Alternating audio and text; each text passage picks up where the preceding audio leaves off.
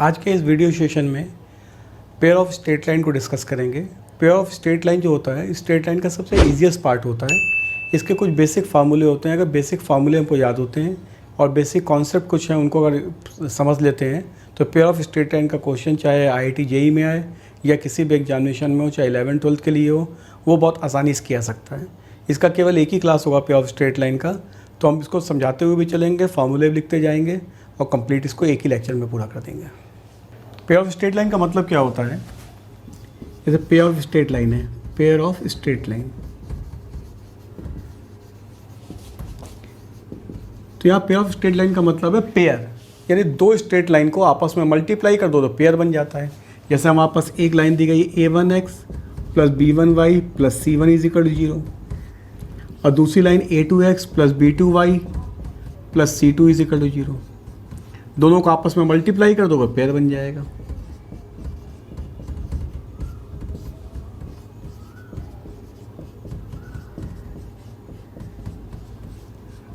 अब जैसे अगर 3 लाइनें कर दोगे तो 3 का बन जाएगा, 4 लाइनें होगी 4 को मल्टीप्लाई कर देंगे, 4 का बन जाएगा।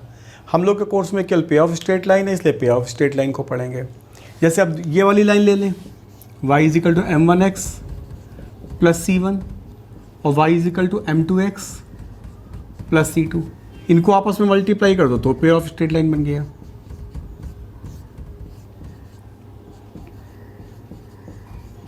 तो कोई भी दो लाइनों को आपस में मल्टीप्लाई कर दोगे तो पेयर ऑफ स्ट्रेट लाइन को रिप्रेजेंट करने लग जाएगा। जो हमारे पास general equation of pair of straight line होती है, general equation of pair of straight line होती है,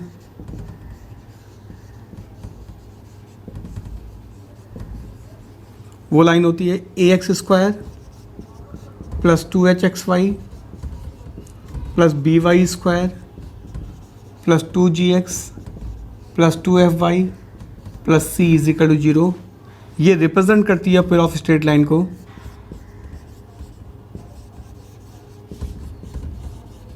पेयर ऑफ स्ट्रेट लाइन को इफ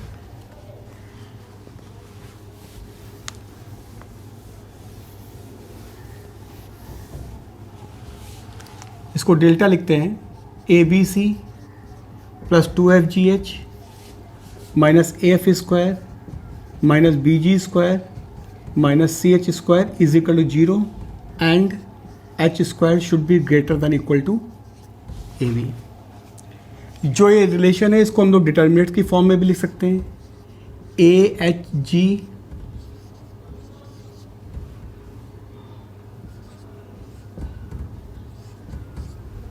तो अगर हम चाहें तो ABC प्लस 2FGH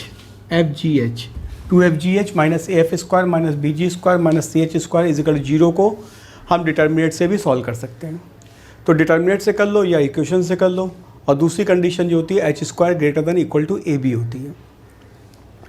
अब इससे जो रिलेशन बनाए जाते हैं वो रिलेशन कैसे बनाए जाते हैं? जो अभी हमने ऊपर इक्वेशंस लिखी थी y is equal to MX वाली, तो हम लोग जो इसके जनरल फार्मूले बनाते हैं वो फार्मूले हम लोग नॉर्मली बनाते हैं y is equal to M1x plus C1 और y is equal to M2x plus C2 से। तो जैसे हमारे पास ये लाइन होती है, इसको कंपेयर कर देते हैं हम लोग।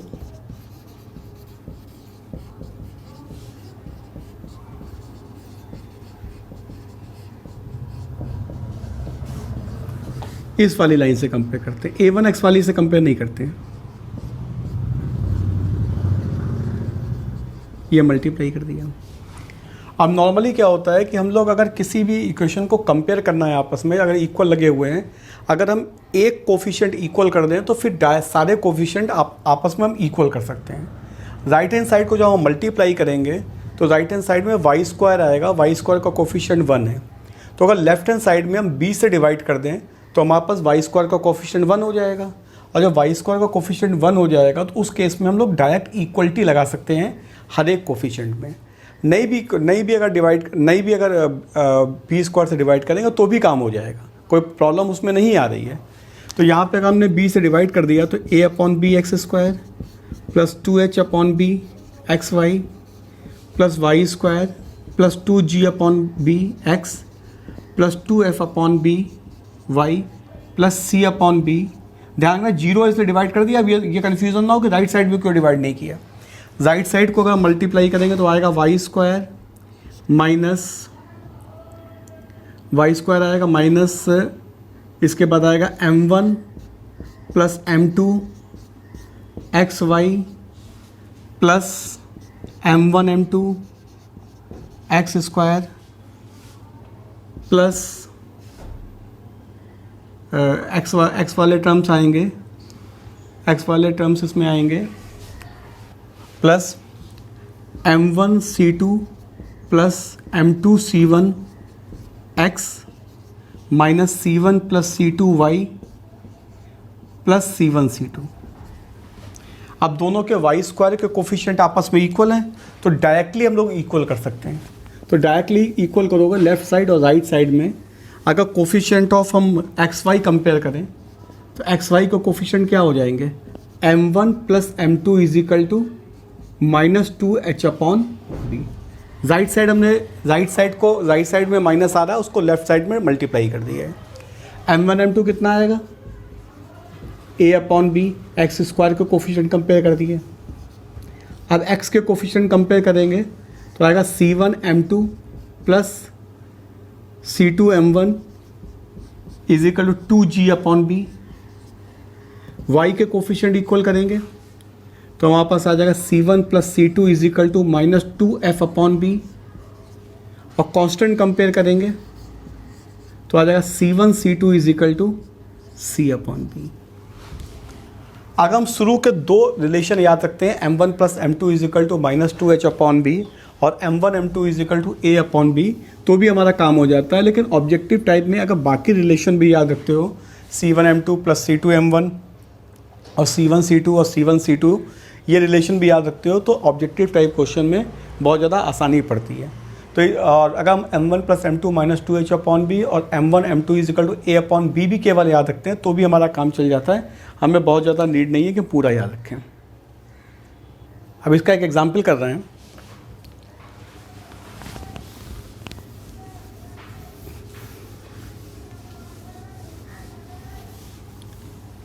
एग्जाम्पल है find the value of k,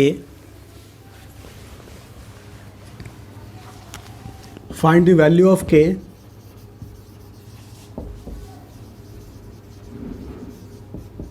for which the equation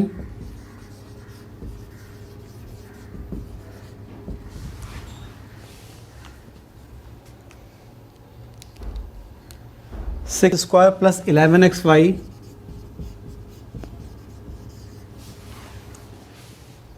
minus 10y square plus x plus 31y plus k is equal to 0 represents pair of straight line.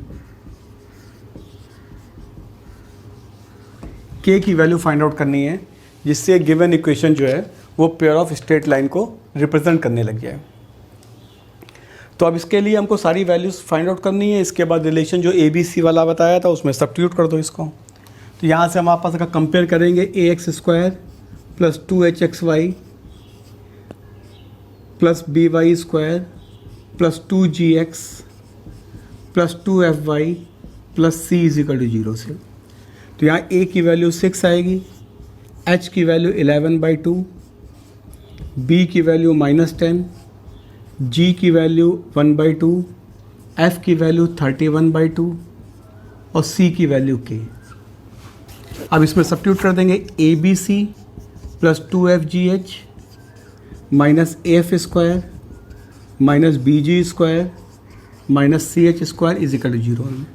सारी वैल्यू सब्स्टिट्यूट कर दो। a -10, c की value k plus 2f 1/2, f की value 31/2, g की value 1/2, h की value 11/2 minus a6, f की value 31/2 का whole square minus b -10, g की वैल्यू 1/2 का होल स्क्वायर माइनस c की वैल्यू k, h की वैल्यू 11/2 का होल स्क्वायर।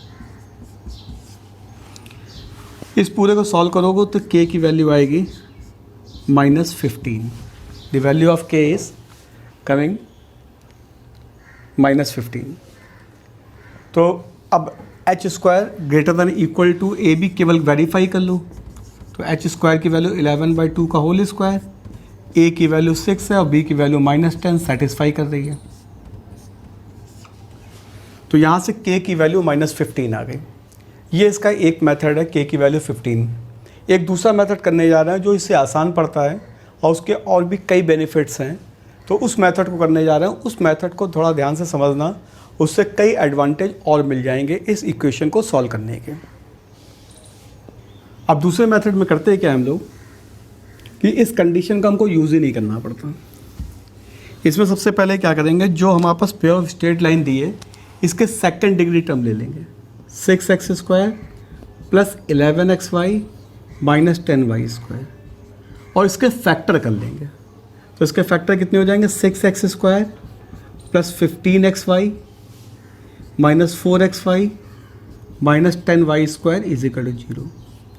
इसे 3x कॉमन लेंगे तो आएगा 2x plus 5y minus 2y common लेंगे तो 2x प्लस 5y। तो फैक्टर इसके हो गए 3x minus 2y is equal to 0 and 2x plus 5y is equal to 0। ध्यान दें इसमें करना क्या है, सेकंड डिग्री टर्म जो है केवल सेकंड डिग्री लेने हैं। सेकंड डिग्री टर्म के फैक्टर कर लेंगे तो फैक्टर हो जाएगा 3x minus 2y is equal to 0 और 2x plus 5y is equal to 0। अब एक इक्वेशन में इसमें कोई कांस्टेंट l जोड़ दो और एक में m जोड़ दो। तो ये हो गया 3x minus 2y plus l is equal to 0 और 2x plus 5y plus m is equal to. ये लाइंस बन गई। अब इन लाइंस को आपस में हम लोग जो क्वेश्चन की इक्वेशन है उससे कंपेयर कर देंगे। तो आप कंपेयर कैसे होगा, ये लाइन को लिख देंगे 6x² plus 11xy minus 10y² plus x plus 31y plus k is equal to 0 is equal to. अब इस लाइन को लिख देंगे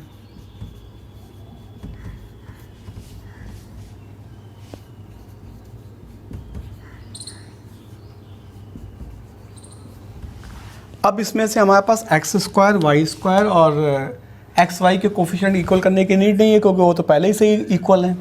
अब coefficient of x, coefficient of y और कांस्टेंट टर्म आपस में इक्वेट कर दो। कोफिशिएंट ऑफ x अगर हम कंपेयर करेंगे तो इधर साइड में 1 है और इस साइड में आ जाएगा कोफिशिएंट ऑफ x आएगा 2l प्लस 3m। ये वाला जब हम l इससे मल्टीप्लाई करेंगे और ये वाला इससे मल्टीप्लाई करेंगे तो 2l प्लस 3m आ जाएगा।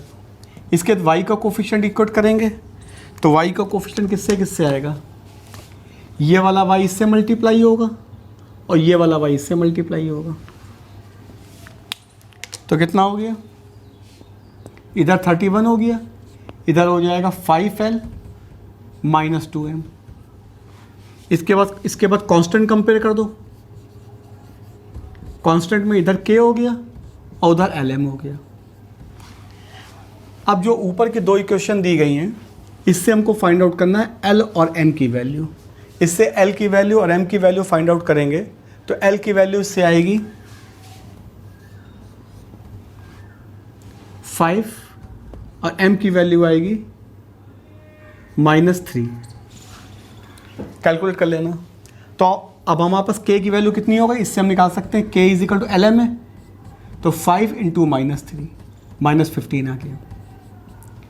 एक तो इसका एडवांटेज ये हुआ कि जो एक डिफ़िकल्ट सी कैलकुलेशन थी ABC प्लस 2FGH वाली वो कैलकुलेशन नहीं आई।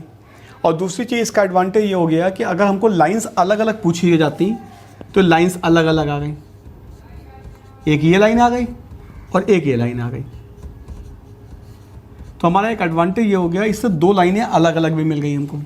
जैसे एग्जामिनेशन में अगर कहा जाता फाइंड द स्ट्रेट लाइंस तो हमको फिर से जैसे हमने पहले ABC वाले मेथड से किया था तो ABC वाले मेथड से k निकालने के बाद दोबारा से हमको लाइंस निकालनी पड़ती। अब हमारे पास लाइंस भी आ गई। अगर हमसे k की वैल्यू पूछा जाए तो -15, लाइंस पूछी जाए तो लाइंस ऑलरेडी हमारे पास आ गई। तो ये मेथड हमारा ज़्यादा हेल्पफुल होता है, उसमें कैलकुलेशन भी बच जाती है। लेकिन इस मेथड का डिसएडवांटेज ये है कि अगर जैसे ये सेकंड डिग्री टर्म है, इसमें कहीं पर अगर के लगा दिया जाएगा तो फिर हमको पूरा प्रोसेस ABC वाला ही करना पड़ेगा, क्योंकि उसके बिना फिर नहीं आएगा। ये मेथड तब तक अप्लीकेबल है जब तक सेकंड डिग्री वाले टर्म में अननोन ना आए। अब जैसे मान लो हमारे पास पेयर ऑफ लाइंस जो हैं दोनों ओरिजिन से पास हो रही हैं, तो ओरिजिन से पास होने वाली लाइंस क्या हो जाती हैं, उनमें C नहीं आता, तो एक लाइन हो जाती है y = m1x और दूसरी हो जाती है y = m2x। Both line are passing through origin.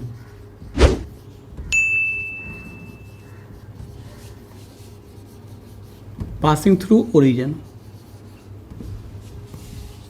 अब इसका पेयर बनाएंगे तो क्या आएगा,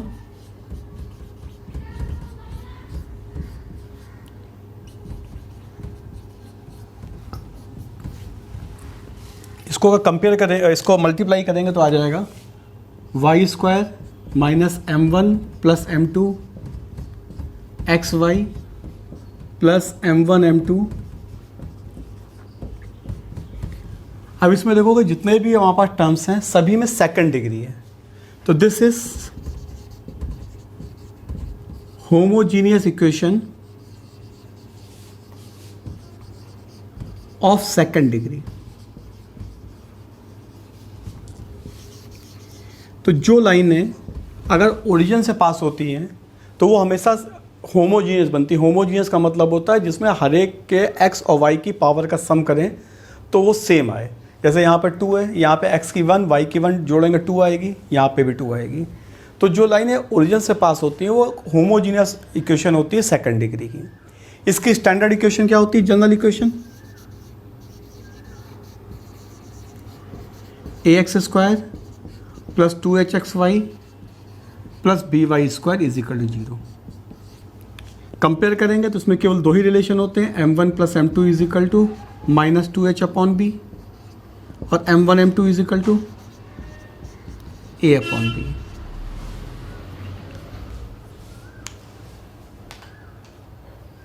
अब कुछ जनरल फार्मूले लिख रहे हैं जो होमोजीनियस इक्वेशन मतलब ओरिजिन वाले के लिए भी हैं, नॉन ओरिजिन वाले के लिए भी हैं। जैसे हमारे पास अगर angle between the two lines निकालना है तो angle between the two lines होता है एंगल बिटवीन टू लाइंस। तो ये फार्मूला होता है tan θ = 2 times √h² - AB/a + b। If lines are parallel,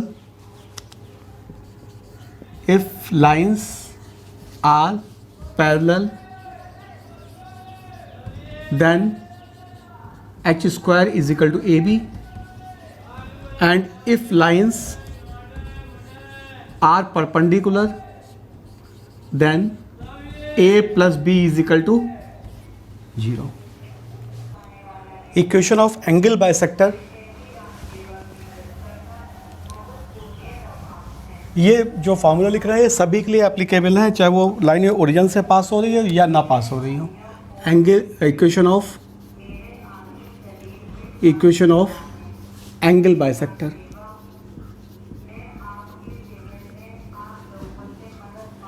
x² - y² upon a minus b = xy/h। This is the equation of angle bisector. जैसे हम लोग के एंगल बाइसेक्टर की इक्वेशन उसमें होती है ना, a1x + b1y + c1/√a² a1² + b1² = ±a2x + b2y + c2/√a2² + b2²। यहाँ पे पे ऑफ स्ट्रेट लाइन में एंगल ऑफ बाइसेक्टर की इक्वेशन होती है x² - y² upon a minus b = xy/h। Point of intersection of two line, point of intersection of these two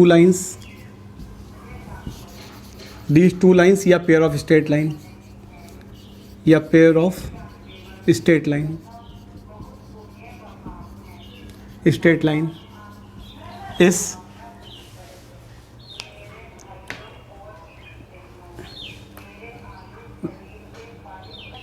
BG minus HF upon H² minus AB, comma A F minus H G upon H square minus A B. ये point of intersection दो तरीके से ले सकते हैं। जैसे हमारे पास पे ऑफ स्ट्रेट लाइन दिया है, उससे दोनों लाइनें निकाल लें और दोनों लाइनें निकालने के बाद पॉइंट ऑफ इंटरसेक्शन निकालें, वो बड़ा हो जाएगा मेथड। फार्मूला याद रखोगे, आसानी से हो जाएगा। अब इन फार्मूले को ऊपर कुछ एग्जांपल्स, एक फार्मूला और लिखे थे ना, वो रह गया है, उसको भी लिख दें तो कंप्लीट हो जाएगा ये। अगर पे ऑफ स्ट्रेट लाइन में लाइंस पैरेलल दी गई हैं, अगर हमारे पास पे ऑफ स्ट्रेट लाइन में लाइंस पैरेलल हैं, अगर lines are parallel,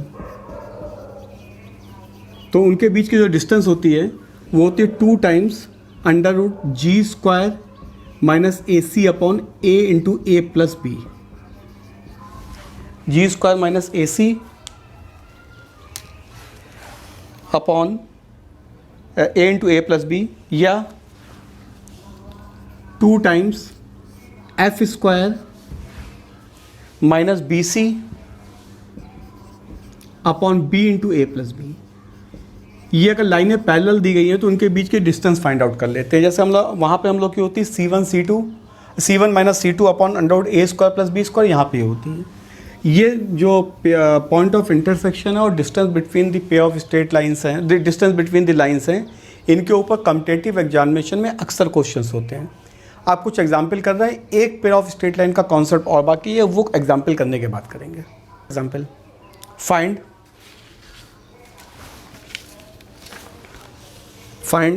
the angle between, ये सीट जो हमने शीट लगा रहे हैं उसका 73 नंबर क्वेश्चन है। फाइंड 74 है, find the angle, 74 number question है शीट का।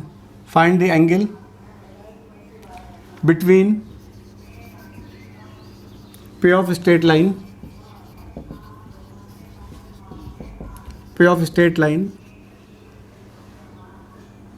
Lambda X square plus 1 minus lambda square X Y minus lambda Y square is equal to 0। यहाँ ए की वैल्यू लैम्डा है, एच की value 1 minus lambda square by 2 है, और B की value minus lambda है। तो ऑब्वियस है यहाँ पे A plus B is equal to 0 आ जाएगा। ए प्लस बी निकालोगे तो क्या आएगा, lambda minus lambda is equal to 0। That means lines are perpendicular. Question number 75 शीट का।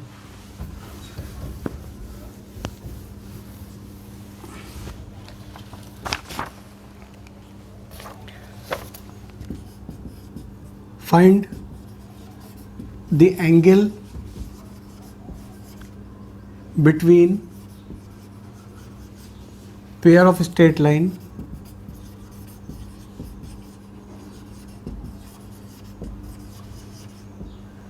y square sin square theta minus xy sin square theta plus cos square theta minus 1 into x square is equal to 0। अब इसमें angle find out करना है। इसका b जो है वो साइन स्क्वायर थीटा हो गया, a जो है कॉस स्क्वायर थीटा माइनस 1 हो गया, इसको लिख सकते हो माइनस का साइन स्क्वायर थीटा। फिर से यहाँ पे a प्लस बी 0 हो गया। That means lines are at 90 degree. दूसरा example,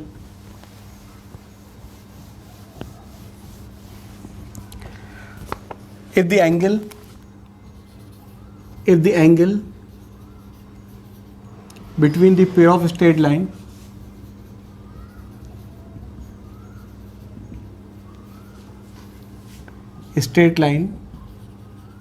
x square minus 3xy plus lambda y square plus 3x minus 5y plus 2 is equal to 0 is tan inverse 3, then find lambda if lambda is non-negative real number।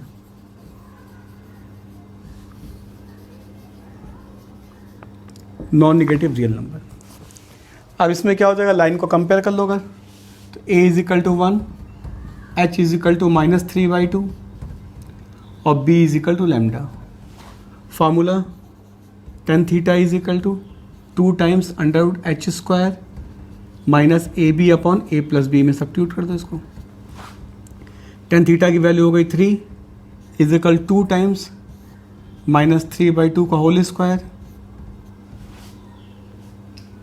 -1 into lambda upon a plus B 1 plus lambda.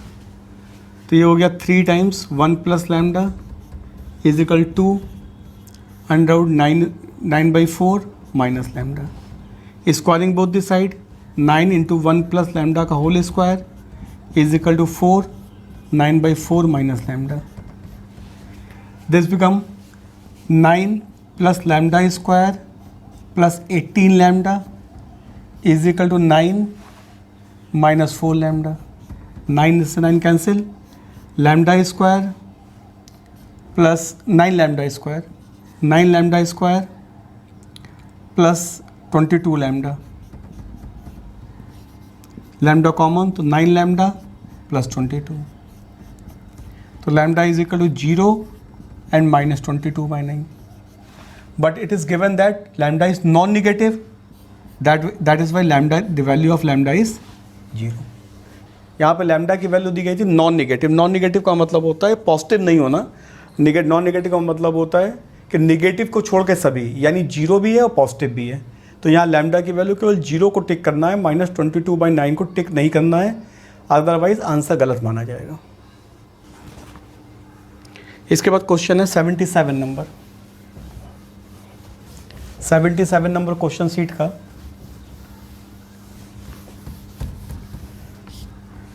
Question में कहा गया the area of triangle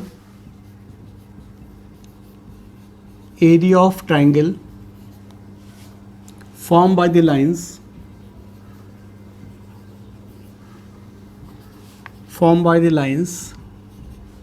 y square minus 9xy plus 18y square and y is equal to 9. You have to find the area by these lines. तो पहले जो pair of straight line दी गई इसके factors कर लो। y square minus 9xy plus 18y square is equal to 0। इसके factor क्या हो जाएंगे, y square minus 6xy minus 3xy plus 18y square is equal to 0। y common तो y minus 6x minus 3y common तो y minus 6x, तो y is equal to y common, इसमें से y square minus 6xy minus 3xy, तो इसमें से y common लेंगे तो y माइनस 6x और इधर से ये x स्क्वायर है, ये x स्क्वायर होगा, x स्क्वायर। दोनों y स्क्वायर होंगे ही नहीं, y स्क्वायर हो जाएंगे तो फिर फैक्टर ही नहीं होंगे। ये x स्क्वायर है तो ये x स्क्वायर हो गया। यहाँ से 3x कॉमन लेंगे तो y माइनस 6x और y माइनस 3x, तो दो लाइनें हमारी क्या बन गई, y is equal to 6x बन गई एक, और एक y is equal to 3x। एक हमको लाइन गिवन है y is equal to 9, y is equal to 3x, y is equal to 6x और y इज इक्वल टू 9। इनको सॉल्व कर लो आपस में तो ये पॉइंट तो 0 0 आएगा।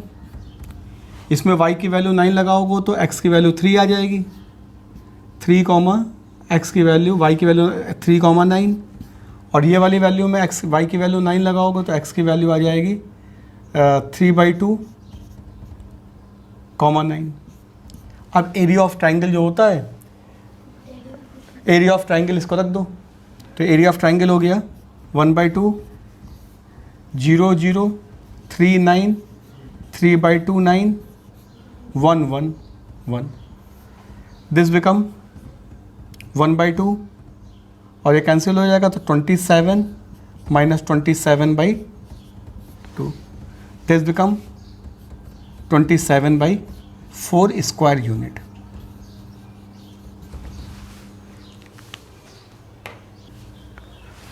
एक एग्जाम्पल और है, find the distance between the pair of straight line Find the distance between the pair of straight line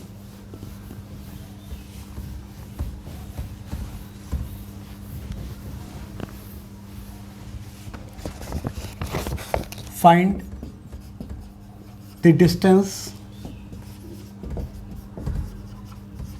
between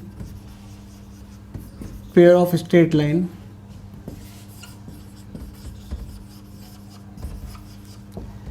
x square minus 6xy plus 9y square plus 3x minus 9y minus 4।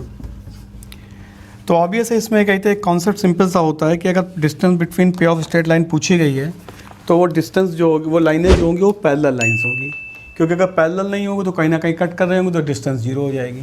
अगर तुम अपने आप check करोगे तो a की value यहाँ 1 है, h की वैल्यू -3 है, b की वैल्यू 9 है, g की वैल्यू 3/2 है, f की वैल्यू -9/2 है और c की वैल्यू -4 है।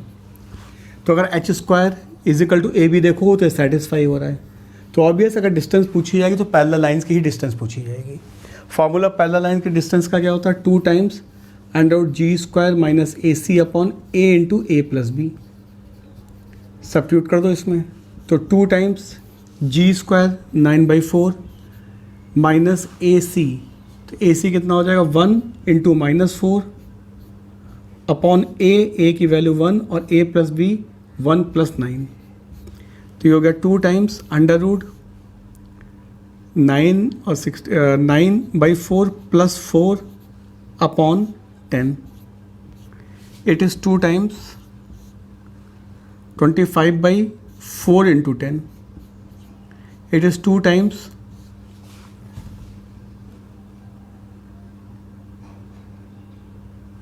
5/8, या √5 इंटू 4/8 या फिर √5/।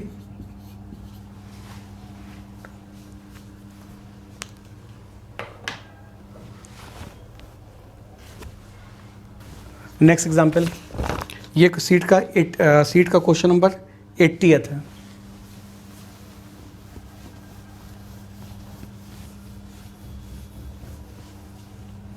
Question number 80th of the sheet is find the point of intersection. Find the point of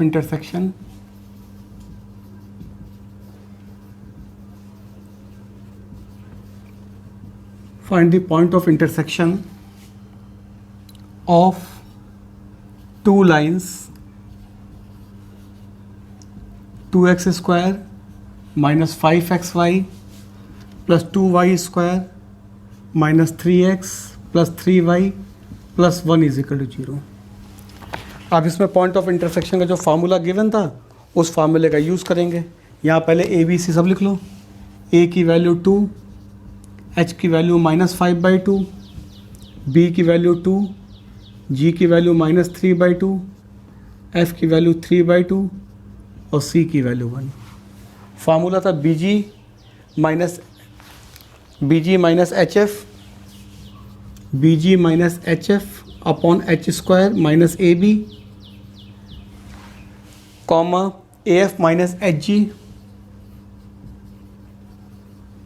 upon h² minus ab। Substitute कर दो सभी वैल्यू, b की वैल्यू 2, g की वैल्यू -3/2, h की वैल्यू -5/2, f की वैल्यू 3/2 अपॉन -5/2 का whole square -2 into B की value 2 comma a 2, f की वैल्यू 3/2, h -5/2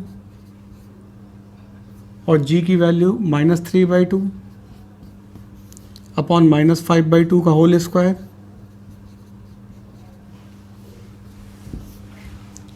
इस पूरे को कैलकुलेट करोगे तो कैलकुलेट करने से इसका आंसर आ जाएगा 1/3 कॉमा -1/3। सॉल्व कर लेना 1/3 कॉमा -1/3। अब एक एग्जाम्पल और है, वो भी शीट का ही एग्जाम्पल है। ये जो एग्जाम्पल है, ये एग्जाम्पल क्वेश्चन नंबर 78 है। if a pair of straight line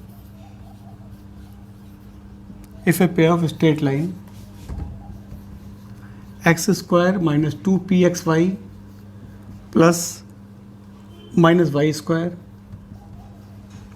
is equal to 0 and x square minus 2qxy minus y square is equal to 0 is such that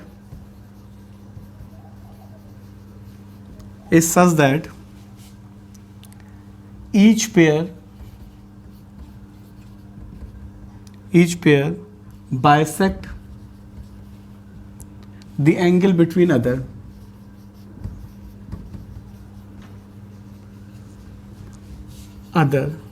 Then इसके ऑप्शन दिए हुए हैं. ए दिया गया है P Q is equal to -1, B दिया गया है P Q is equal to 1, C दिया गया है 1/p plus 1/q is equal to 0 और डी दिया गया है 1/p minus 1/q is equal to 0.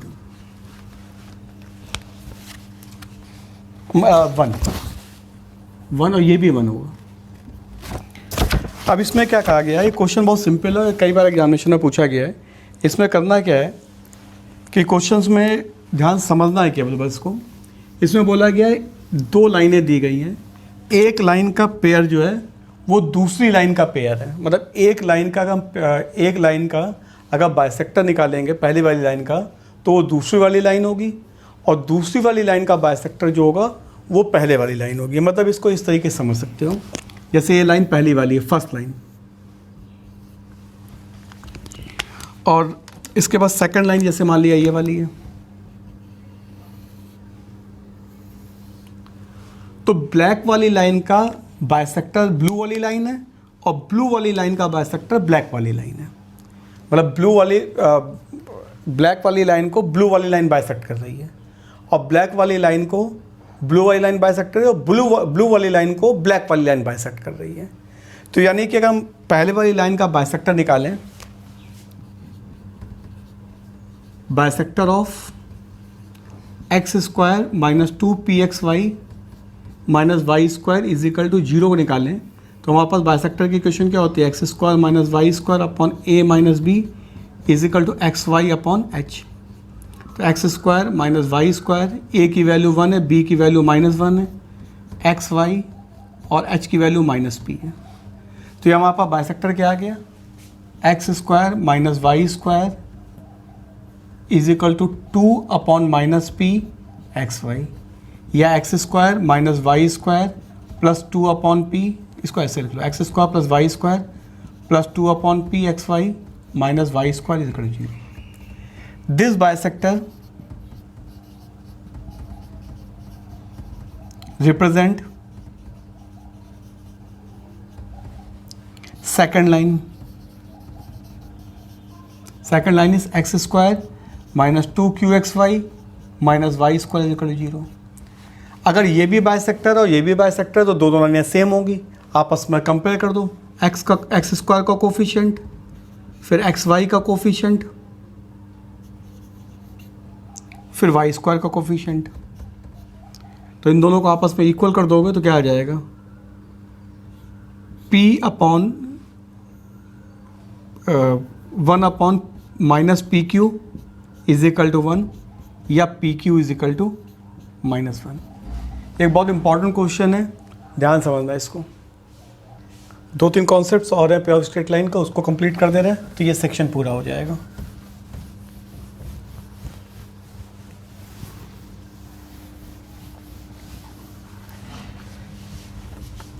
Concept है if pair of straight line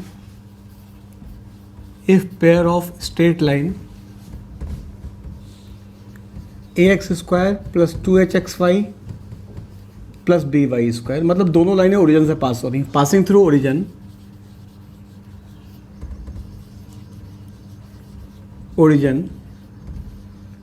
then pair of straight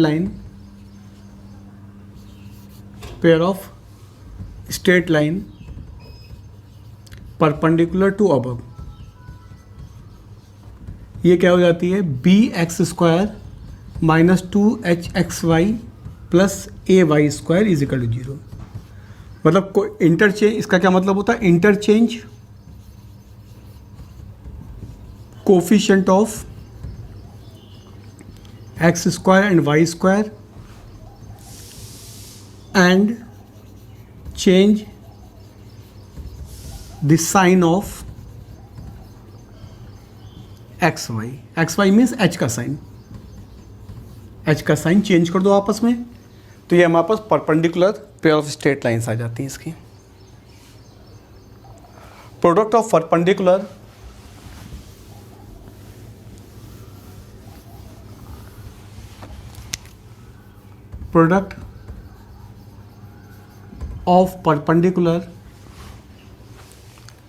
product of perpendicular fall from x1 y1 to the line ax square plus 2hxy plus by square is equal to 0 is ax1 square plus 2hx1 y1 plus by1 square upon under root a minus b whole square plus 4h square और mod लगा दो इसका। ये एक बहुत important formula है। और product of perpendicular on this line,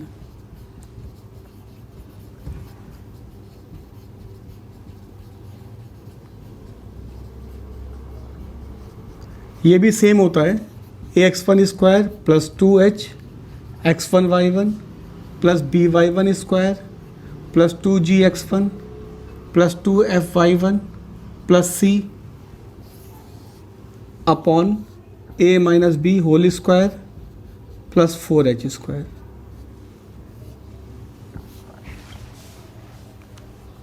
the equation of pair of straight line, the equation of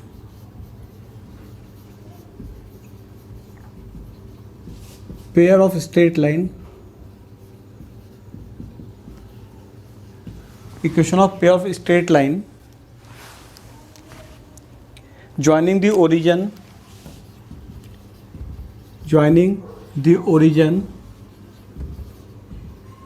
to the point of intersection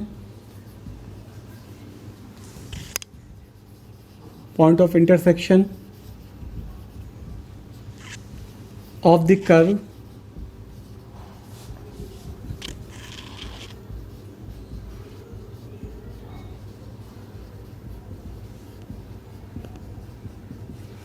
and the line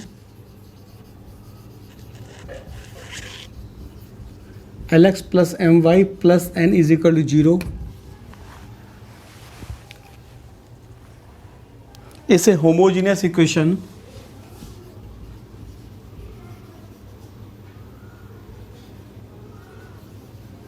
homogeneous equation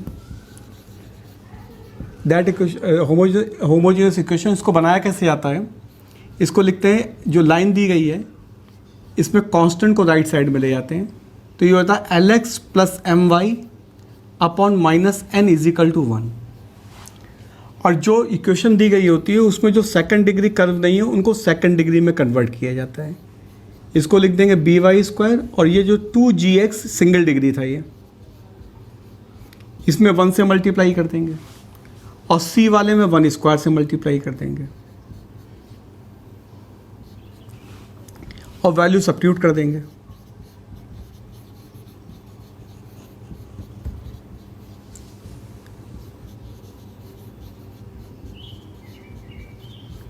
one की वैल्यू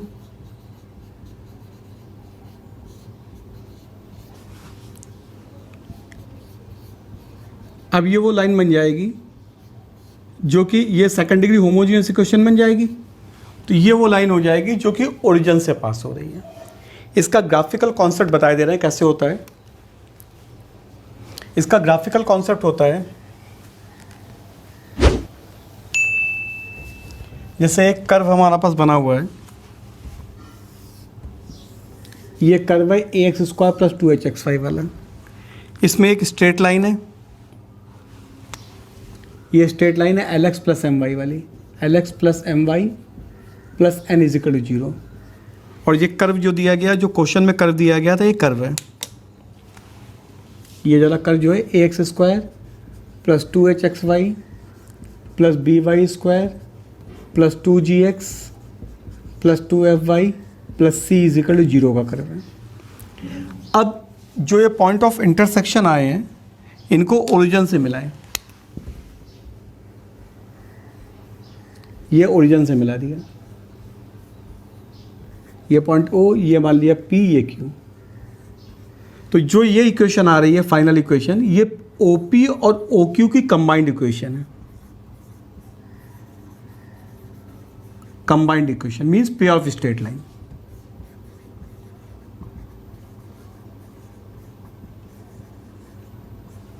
ये ओपी और OQ की combined equation है, मतलब pair of straight line. अब इसके एक example कर रहे हैं। हाँ, एग्जाम्पल इसका है,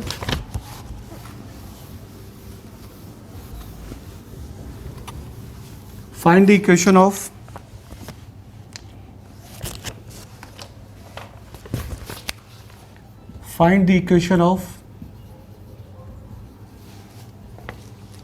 pair of straight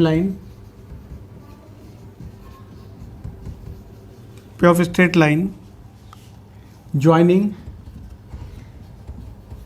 origin to the intersection of